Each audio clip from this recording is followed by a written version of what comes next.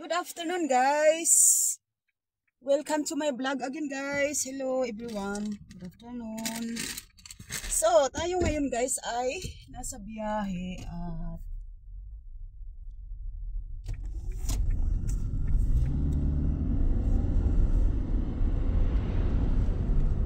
tayo ngayon ay nasa biyahe at I am showing you the very heavy foggy afternoon.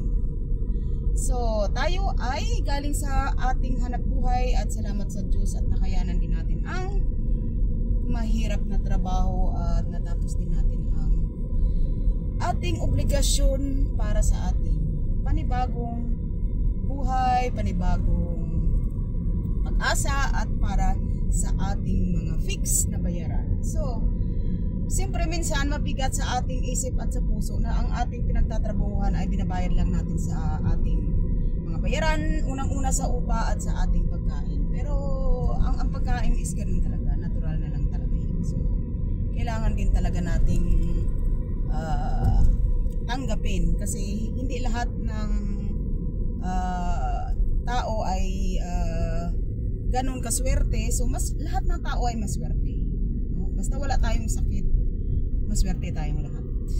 May pera man o wala, basta maswerte tayong lahat. Basta tayo ay wala lang sakit. Kasi meron tayong lakas para maghanap buhay at kumita ng para tayo ay may makain. So, ganun talaga, guys. Yung mga mayaman is siyempre talagang doble ang bonus nila galing sa taas. Dahil meron siguro silang nagawang maganda sa kapwa. Kaya naging mas lalo silang blessed sa kanilang buhay. So, kaya ayun ang ating tanggap na rin natin. Siyempre, ako tanggap ko na rin na talagang ganun ang buhay. No? Minsan, may oras na naisip natin, bakit hindi ako kasing yaman ni Manny Pacquiao? At bakit hindi ako kasing yaman ni Chris Aquino? At bakit hindi ako kasing yaman ni Ivana Alawi?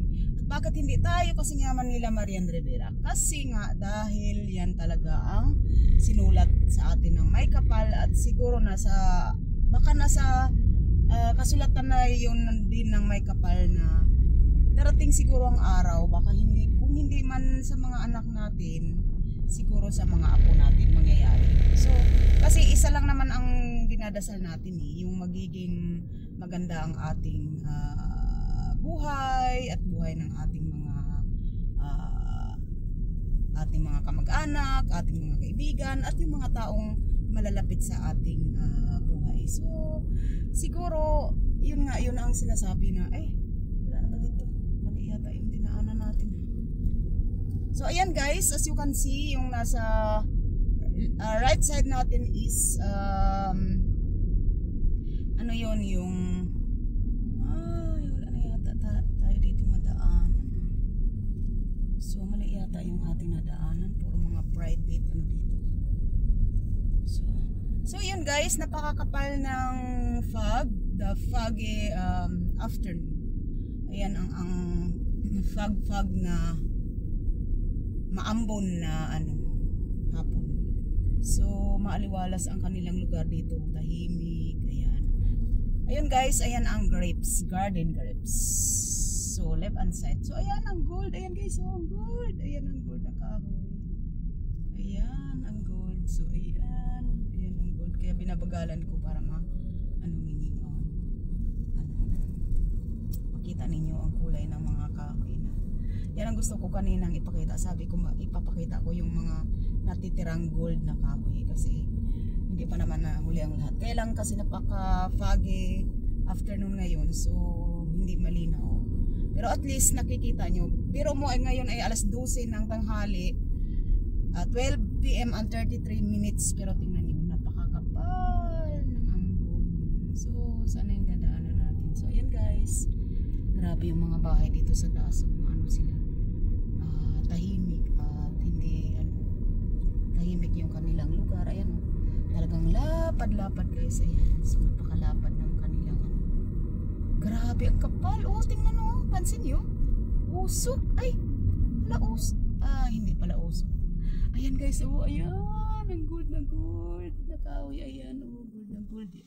So, ayan. Gold na gold. Kaya lang hindi siya malinaw. Kasi nga, Dahil nga, ayan guys, diba?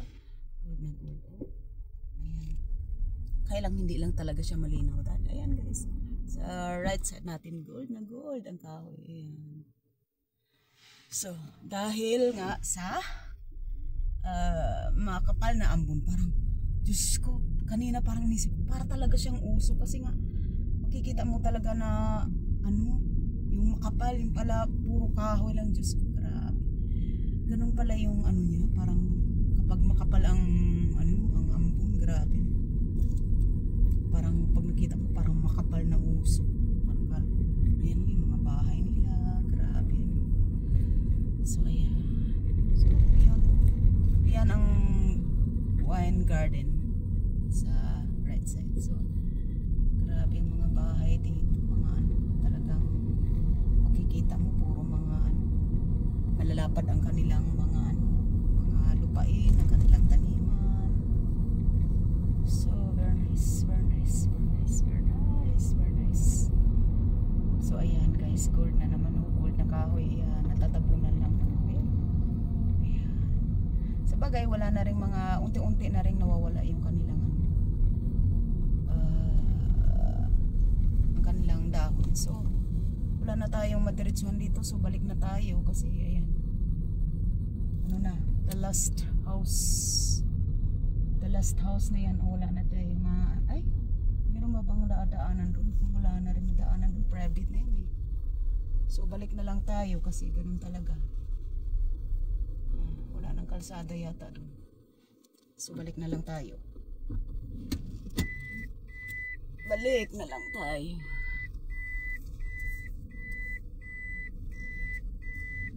Balik na lang tayo. Balik. Ayan. So, salamat sa may-ari ng sasakyan na ito. Thank you so much. Salamat. At pinahiram niyo sa akin ang sasakyan ito. Kaya lang, ang mahal-mahal pa rin ng gasolina, guys. Maniwala kayo. Ayan, gold na gold. O, napapansin niyo. Gold na gold ang mga kahoy. So, this is the foggy afternoon. Para naman maano ninyo, makita ninyo na ganito ang buhay namin dito sa province of Austria, Europe.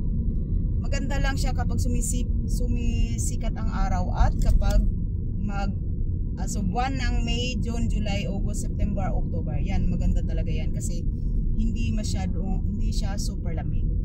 Pero pag ganito, super lamig talaga na siya kasi nga winter. Tapos spring. So ang kalahati ng autumn season at ang buong winter season at ang kalahati ng springtime, yan ay napakalamig. So siyempre number 1 ang winter, talagang malamig na malamig, -°C. Pero ang kalahati ng springtime at ang kalahati ng autumn season is hanggang 18°C. Below 18°C, ganyan. Minsan nasa 10 degrees, minsan naman pag swerte nasa 20 degrees. So, ganun guys. Kaya, at least, yan that is the weather in Austria, Europe. So, we are about 300 kilometers from Vienna City. So, para doon sa mga hindi masyadong alam. So, napakaganda dito tumira guys. So, ayan, kita nyo. Ganda tumira dito. Kasi, alam nyo, maaliwalas. Ayan na ang gold na kahoy guys sa left side. Gusto ko yan ang gusto kong ipakita sa inyo.